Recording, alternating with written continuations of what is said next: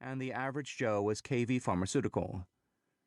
In trucking, the miracle worker was Heartland Express, the long runner Werner Enterprises, and the average Joe PAM Transportation Services. And in the appliances industry, the miracle worker was Maytag, the long runner was HMI Industries, and the average Joe Whirlpool. With high hopes, born of what we thought was a soundly chosen sample, we began to look for behavioral differences among our case study companies. We started our investigation with a competitive setting that was as close to a pure foot race as we could find. Trucking, a sector that, like air, is essential and invisible. America's trucking companies literally keep the economy moving, yet collectively make up what might just be the world's least glamorous industry. There has never been a trucking stock market bubble, never a global economic crisis precipitated by trucking companies' risk management practices, barely a whiff of glitz or glamour, not a single save-the-world invention, and no Nobel Prize winners. Better still, the trucking industry's modern era began in 1980 with a dramatic overhaul of the Motor Carrier Act. The previous act, passed in 1935, regulated prices, routes, what could be carried, equipment to be used, employee qualifications, in short, just about every material aspect of supply. In addition, existing or new carriers could not provide services, routes, freight, negotiable terms, to existing or new customers without filing for permission from the regulator. With deregulation, trucking companies were able to set their own prices, pick their own routes, establish their own labor practices, and so on. This was the equivalent of a starter's pistol firing.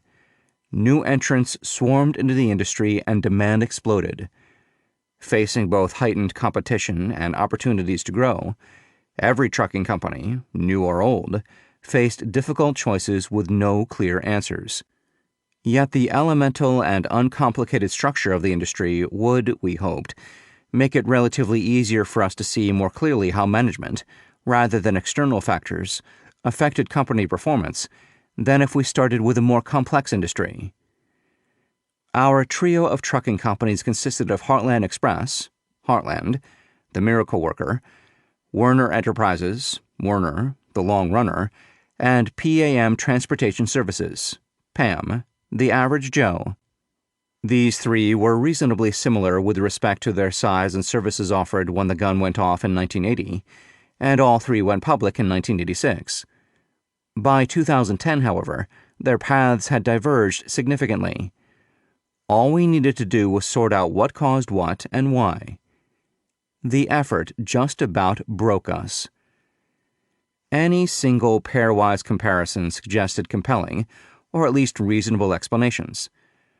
For instance, PAM acquired 5 relatively small trucking companies between 1995 and 2003 as part of its growth strategy, increasing its revenues by about 15% as a direct consequence. In contrast, Werner did not do a single noteworthy deal over the entire 1986 to 2010 period, yet was able to grow much faster than PAM and off a larger revenue base. Finding that our average Joe was more acquisitive than our long runner seemed consistent with the oft-repeated conventional wisdom that mergers and acquisitions, M&A, can often destroy value for the acquiring company. Perhaps organic growth was a behavior that would prove to be a driver of exceptional performance in other industries as well. Unfortunately for that idea, Heartland, Miracle Worker, acquired 5 trucking companies between 1987 and 2002, increasing its revenue by more than 50%. This meant that the best-performing company, Heartland, was the most active acquirer, while the second-best performer, Werner, did no deals at all, and our average Joe, PAM, pursued what you might have thought was the most reasonable path, a series of small acquisitions. The only principle that seemed to emerge on the M&A front was, do the right deals the right way, which is, of course, utterly useless. What about customer focus? Surely the more customer-focused, the better. And when we compared Heartland and Werner, this idea seemed to help.